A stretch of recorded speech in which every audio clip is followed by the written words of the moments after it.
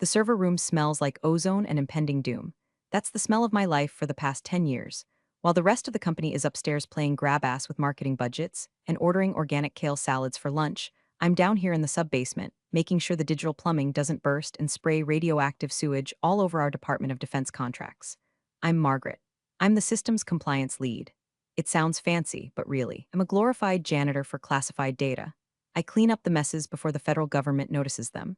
I'm the only reason this company hasn't been audited into a smoking crater in the ground. It was a Tuesday when the axe fell. Tuesday is a garbage day for bad news. It ruins the whole rhythm of the week. I was deep in a level 3 audit log, tracking a packet loss that looked suspicious when my phone buzzed. It was HR. Bring your badge, the text said.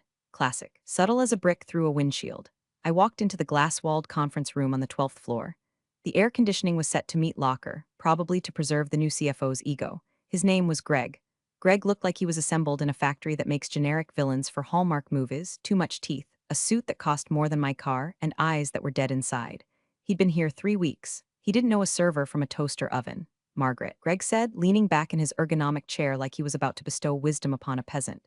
We've been reviewing the operational expenditures. Specifically, your department. I am the department, Greg, I said, not sitting down. My knees were killing me from crawling under the racks earlier. Exactly, he smiled. It was a shark smile. And you're very premium. We found a solution that's more aligned with our new fiscal agility strategy. Fiscal agility, I repeated. The phrase tasted like expired milk. You mean you found someone cheaper? Significantly, he said, sliding a folder across the mahogany table. We've contracted an external team, offshore, very dynamic. They start tomorrow. We'll need your access keys and your badge by end of day. I looked at him. I really looked at him. I looked for a sign of intelligence, a flicker of understanding that we handle data that requires TS/PSI clearance protocols. I saw nothing but dollar signs and the reflection of his own veneers. Greg, I said, my voice dangerously calm, does this dynamic new team have federal clearance? Do they know the handshake protocols for the DoD uplinks? Because if they don't, you're not just breaking a contract. You're committing a felony. He laughed. He actually chuckled like I was a toddler explaining quantum physics. You tech people always make it sound so dramatic. It's just data, Margaret. It's ones and zeros. Don't worry about the big picture. That's my job.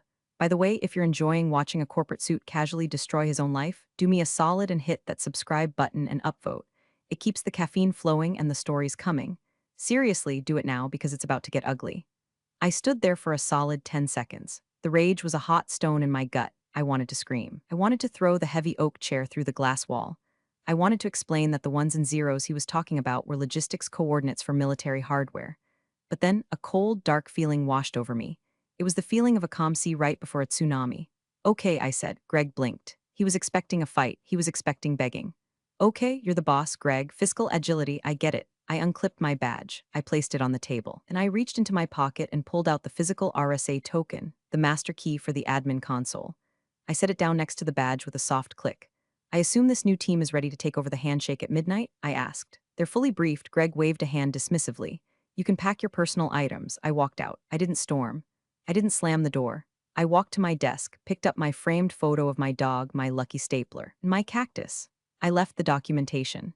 I left the sticky notes explaining the quirks of the firewall. I left the manual I wrote from scratch over 6 years.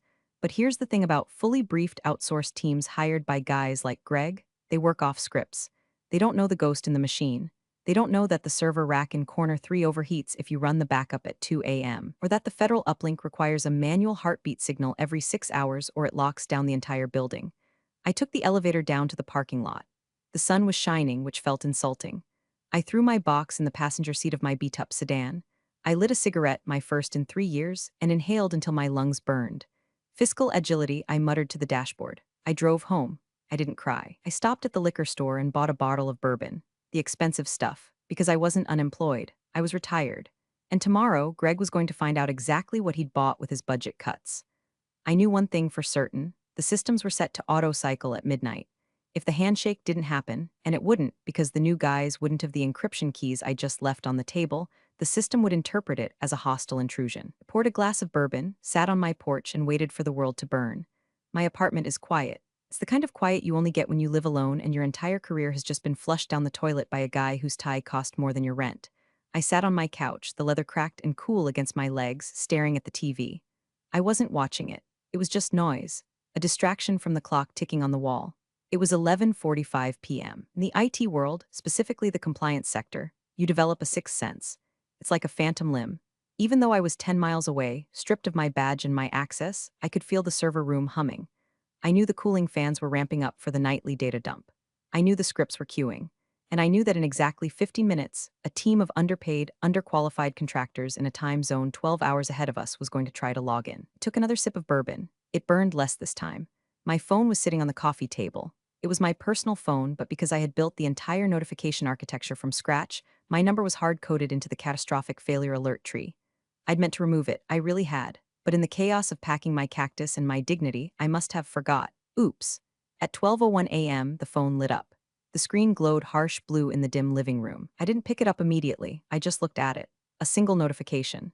System alert, unrecognized IP address attempting admin access. I smiled. A dry, humorless smile. There you are, I whispered. Greg's dynamic team was trying to get in. And because they were cheap, they weren't using the secure VPN tunnel I had spent 4 months configuring to DoD standards. They were coming in through the front door, probably using a standard remote desktop protocol. That's like trying to break into Fort Knox with a plastic spoon. The phone buzzed again and again. System alert, incorrect credentials. Attempt 2, system alert, incorrect credentials. Attempt 3, here's the kicker. The system they were trying to access wasn't the payroll database. It wasn't the marketing drive. It was the secure repository for Project Arrows, a subcontract involving logistics data for troop movements. You don't just log into Project Arrows. You need a physical token, a biometric scan, and a specific IP clearance. Greg had the token. It was sitting on the conference table where I left it, but Greg was probably asleep in his McMansion, dreaming of his quarterly bonus. The contractors didn't have the token. They just had a username and a password provided by IT support. The phone buzzed a fourth time. System alert, unauthorized user detected in restricted zone. Protocol 7 initiated. My stomach dropped. Protocol 7. I wrote Protocol 7. It's the digital equivalent of locking the doors, barring the windows, and releasing the hounds. Protocol 7 doesn't just block access. It flags the attempt as a hostile act. It assumes the user is a foreign agent or a hacker. It immediately snapshots the IP address, MAC address, and this is the beautiful part, it starts a silent trace. If I was a good employee, this is the moment I would call Greg.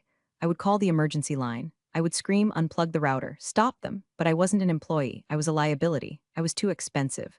I watched the phone vibrate across the table, dancing towards the edge. The contractors were persistent. I could practically see them, sitting in a call center halfway across the world, sweating, staring at a screen that just kept saying access denied. They were probably messaging their manager, who was messaging Greg's deputy, asking why the credentials weren't working. They would try to bypass it. They always do. They think it's a glitch. They think if they just force the command line, it'll open up. The phone buzzed again. A new message this time. Critical, firewall breach attempted on port 8080. Oh, you idiots, I said aloud, shaking my head. Port 8080. They were trying to route through the web traffic. By doing that, they had just crossed the line from incompetent to active threat. The system was designed to react to this specific behavior. It wasn't just logging errors anymore. It was building a case file. Every keystroke they made was being recorded and packaged into a tidy little zip file labeled evidence. I poured another drink. The amber liquid swirled in the glass. I pictured the server room. The lights on the racks would be flashing from green to amber now. The fans would be screaming as the encryption algorithms kicked into overdrive to protect the core data. Someone at the office, probably the night janitor or a sleepy security guard, might hear the fans revving up like a jet engine. But they wouldn't know what it meant. My phone finally stopped buzzing for a moment. Silence. Then, a different tone. A sharp, piercing ping. I picked it up. Alert, Federal Compliance Watchdog triggered. Level 1. That was it. The first domino had fallen. The system had detected the breach attempt on a classified sector, and as per the Patriot Act compliance software I installed, it had sent a hello ping to the external monitoring station. The monitoring station isn't in our building. It's in a nondescript office park in Virginia. The contractors had just knocked on the door of the Department of Defense and run away. I sat back, the leather creaking. My heart was pounding, a heavy thudding in my chest. This was bad. This was career-endingly bad for the company. If I intervened now, I could maybe stop it before it went to level 2. I could log in through my backdoor, which still worked because I'm not an idiot, and kill the connection. I could save Greg's ass. I looked at the empty spot on the wall where my diploma used to hang. I remembered the smirk on Greg's face. Fiscal agility. I put the phone face down. Not my problem, I said. But the night was young, and the new team was just getting started. I couldn't stay in the apartment. The silence was too loud, and the urge to fix things was an itch under my skin I couldn't scratch.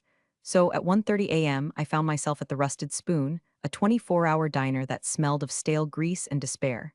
It was perfect. I ordered black coffee and a slice of pie that looked like it had been sitting in the display case since the Reagan administration. I opened my laptop. Now, before you judge me, understand this. Greg revoked my network admin credentials. He took my RSA token. He locked me out of the servers. But Greg, in his infinite wisdom, forgot that the building's physical security system, the cameras, the badge readers, runs on a completely separate legacy network. Network that I, coincidentally, also maintain because the facilities manager, Dave, couldn't figure out how to reset his password. I still had the master login for the cameras. I typed in the IP address, bypassed the certificate warning, classic Dave, never updated the SSL, and there it was. A grid of 16 grainy black and white feeds. The office was dark. Empty cubicles stretched out like a graveyard of ambition. The cleaning crew had already left, but wait. Camera 4, the server room. There was movement, not a person, but lights. The status LEDs on the main mainframe were strobing like a disco in a seizure. Red, amber, red, red, and then on camera 2, the main bullpen, I saw a monitor flicker on. It was Greg's deputy's computer. The screensaver vanished, replaced by a remote desktop window. The mouse cursor moved jerkily across the screen. The dynamic team was trying to troubleshoot. Since they couldn't get into the server directly, they were remote controlling a desktop PC inside the network, hoping to pivot from there. It was painful to watch. It was like watching a monkey try to perform open-heart surgery with a hammer. I zoomed in on the feed. The resolution was trash, but I could make out the windows opening and closing. Command prompt, control panel, network settings. They were changing the DNS settings. Oh God, I whispered into my coffee cup. The waitress, a woman named Barb who looked like she'd fought a bear and won, topped off my mug without asking. Trouble with the boyfriend? She rasped. Something like that, I said. He's an idiot. They all are, honey. Eat your pie. I watched the screen on my laptop. Changing the DNS settings inside a secure enclave is a massive red flag. It tells the automated security system that the internal network is being hijacked. Suddenly, on the camera feed, the lights in the server room stopped flashing. They went solid red, all of them. Lockdown initiated. I didn't need a notification to know what happened. The system had had enough. It had isolated the core. It had severed the connection to the internet to protect the data. The mouse cursor on the remote desktop in the bullpen froze. The connection was dead. The contractors had just locked themselves out. I laughed, a short, sharp bark of laughter that made a trucker 2 booths over look up from his hash browns. But then I saw something else. Camera 1, the lobby. A security guard, old Mr. Henderson, was looking at his panel. He picked up the phone. He looked confused. He was dialing a number. He wasn't dialing the police. He was dialing the emergency contact listed on the wall. My phone rang. I stared at it. It was the building front desk. Mr. Henderson was calling me because my name was still on the in case of fire or cyber apocalypse sheet pinned next to the fire alarm. I let it ring. It rang 4 times, then went to voicemail. I could imagine Mr. Henderson's voicemail. Miss Margaret? The lights are doing that blinking thing again, and the air conditioning just shut off in the server room. It's getting real quiet in here. Just thought you should know. The AC shutting off. That was a side effect of the lockdown. To prevent fire spread, the AC dampers close. But without AC, that server room was going to turn into an oven in about 45 minutes. And while the data was encrypted, the hardware was about to cook itself. I took a bite of the pie. It tasted like cardboard and cherries. I switched tabs on my laptop to my email, my personal email. I drafted a message to Greg. Subject, FYI body, Greg. Seems like you might be having some teething issues with the new team. Remember, fiscal agility comes with risks. Best of luck.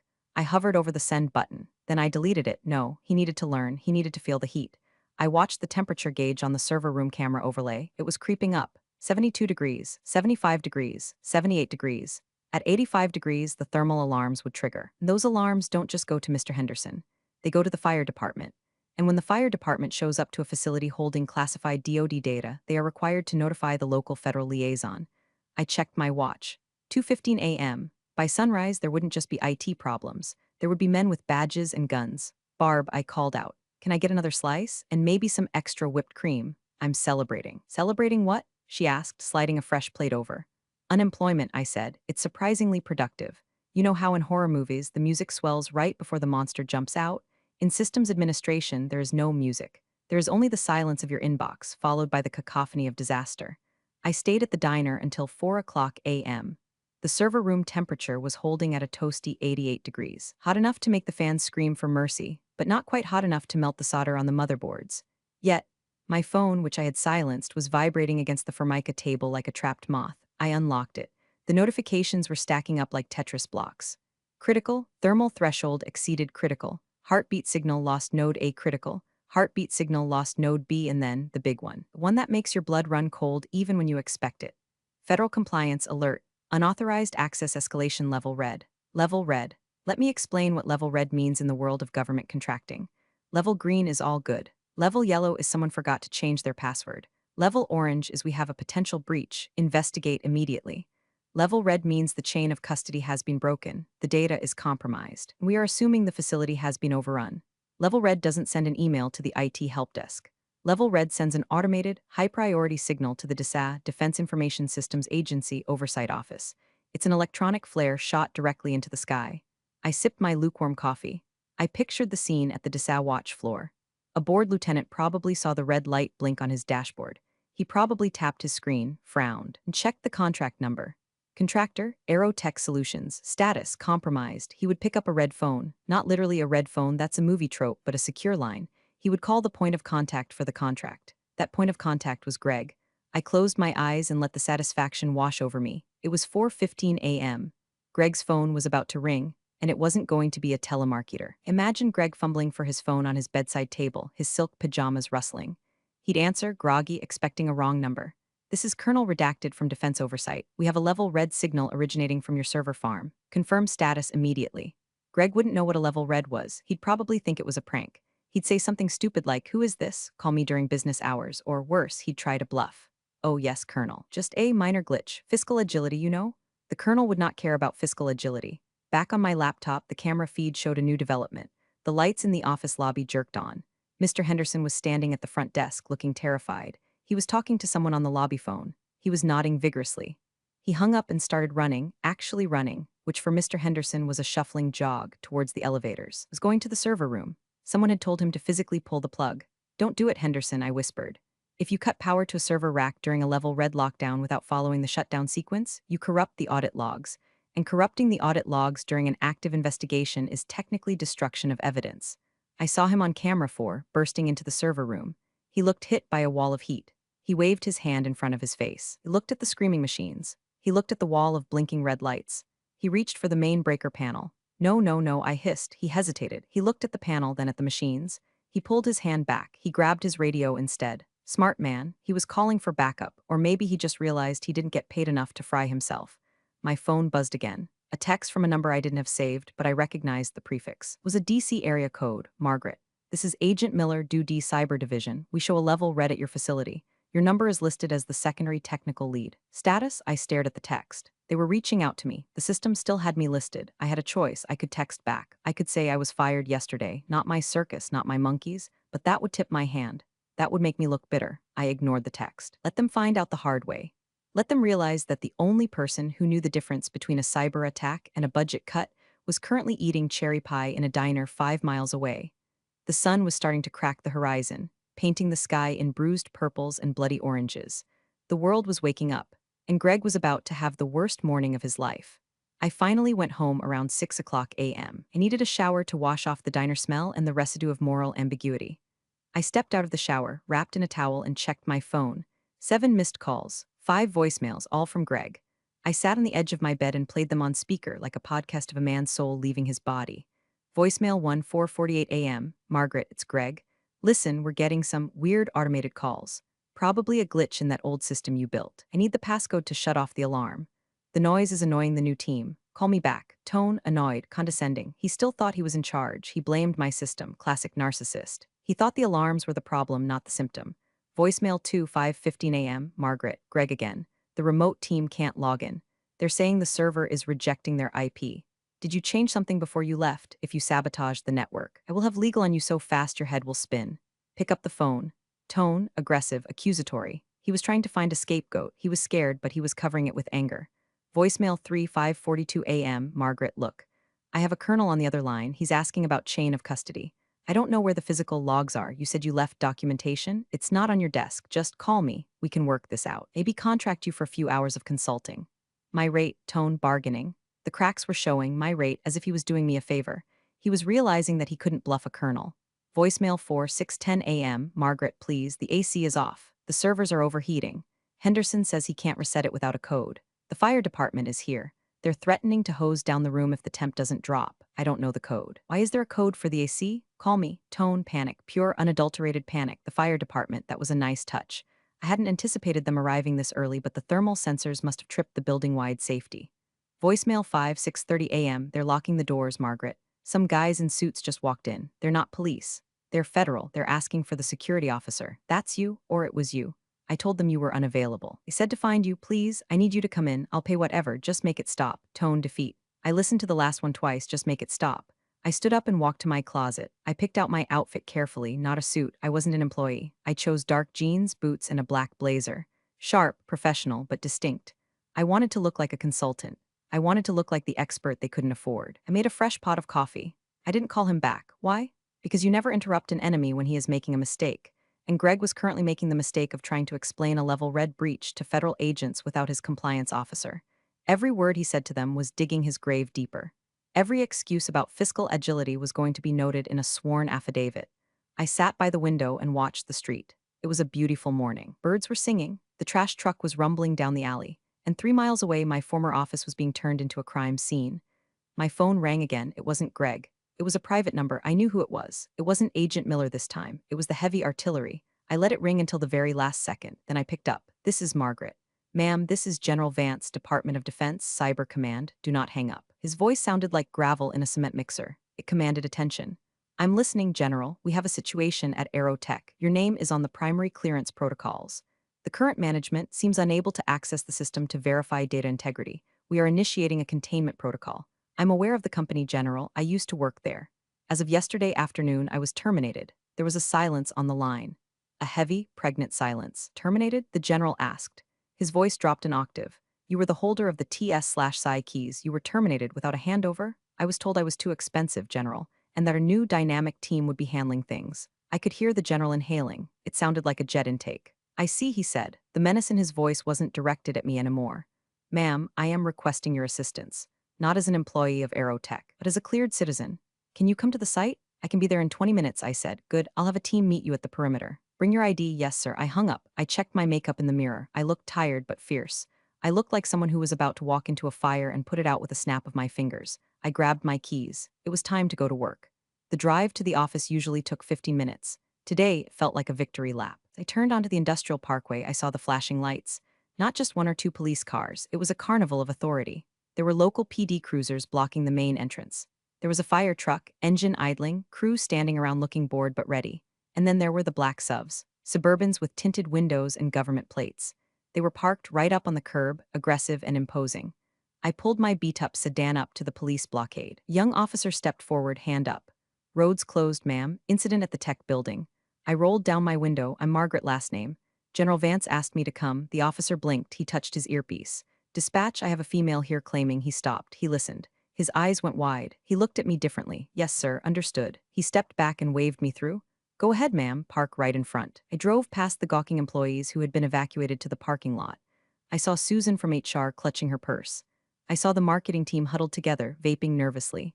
They all watched me drive by. They knew I was fired yesterday. They looked confused. Why is she back? Why are the cops letting her in? I parked my car next to one of the black SUVs. It looked like a toy next to a tank. I stepped out.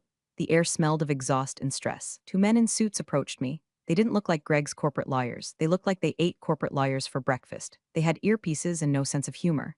Miss last name? One asked. That's me, follow us. The general is inside. They escorted me to the front doors. The glass doors were taped off with yellow tape that said Federal Crime Scene Do Not Enter. One of the agents lifted the tape for me. I ducked under it. The lobby was chaos, or rather, controlled chaos. Uniformed officers were taking photos.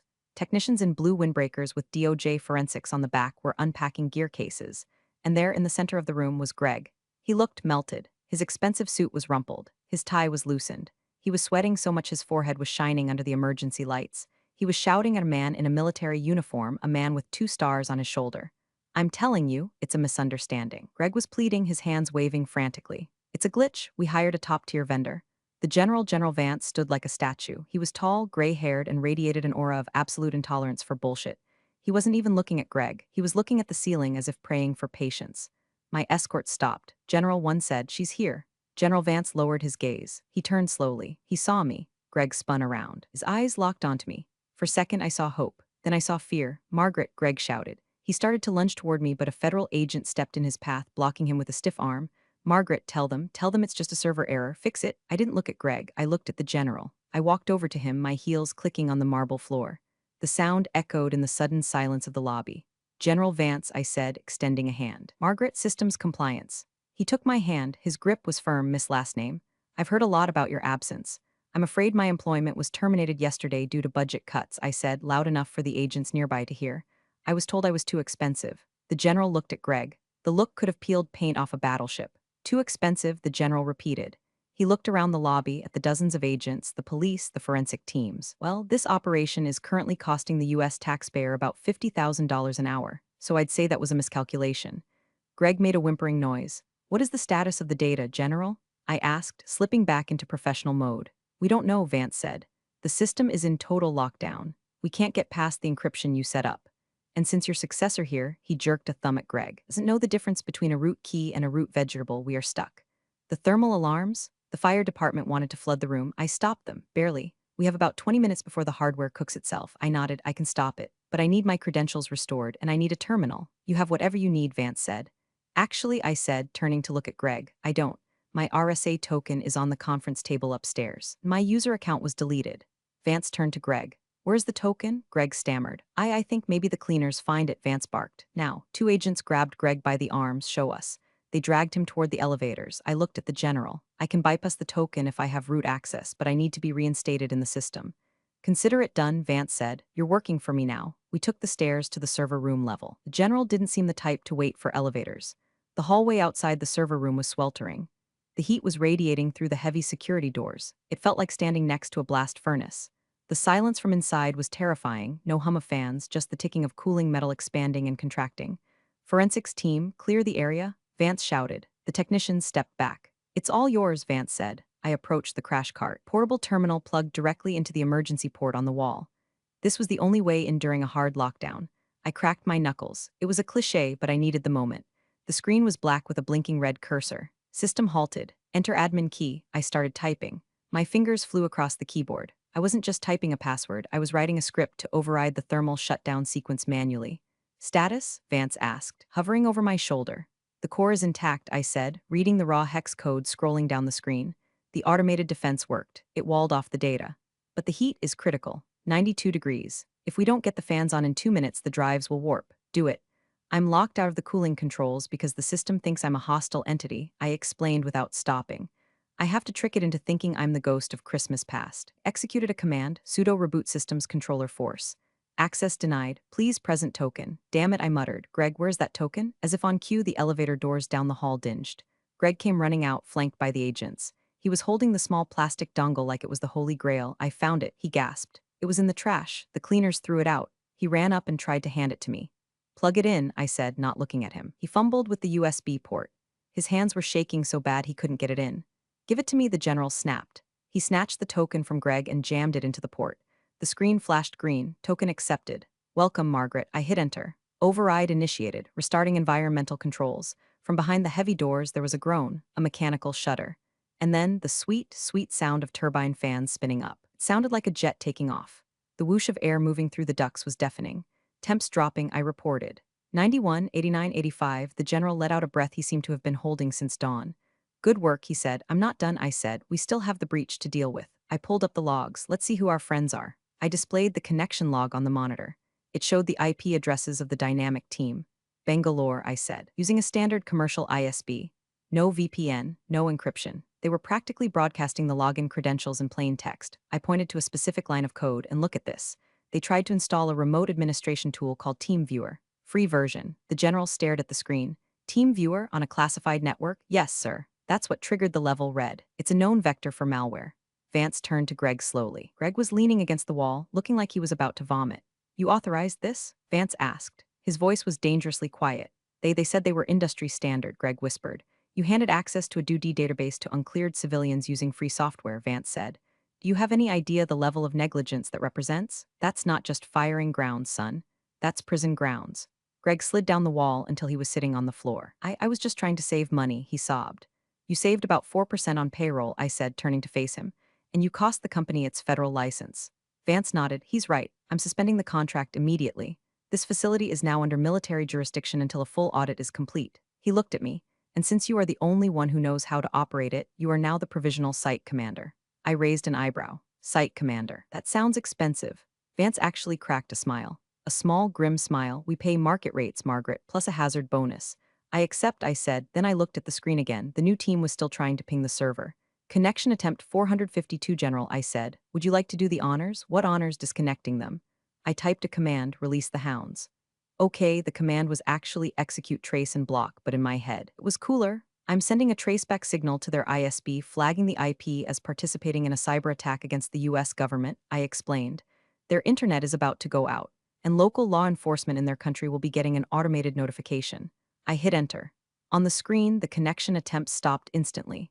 Target neutralized. Nice, Vance said. We moved back to the conference room, the same glass-walled fishbowl where I was fired less than 24 hours ago.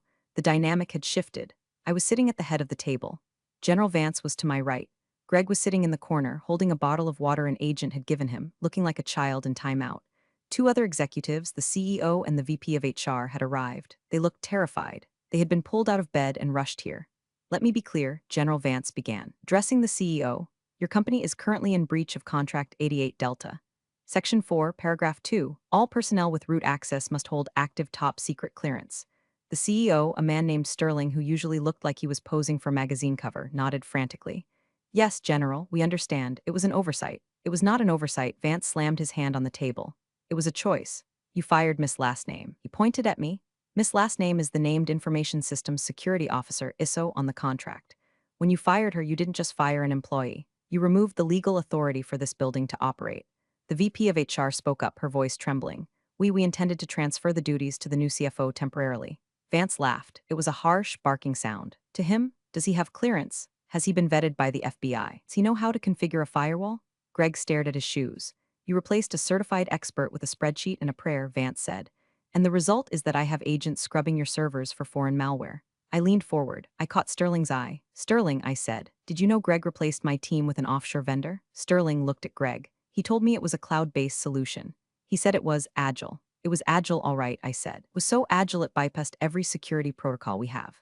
Margaret, Sterling said, his voice pleading. Can you fix it? Can you clean this up? We'll reinstate you, full back pay. A raise. I looked at my fingernails. They were chipped. I'm already reinstated, I said. By the General, I'm working for the DoD now as an independent consultant.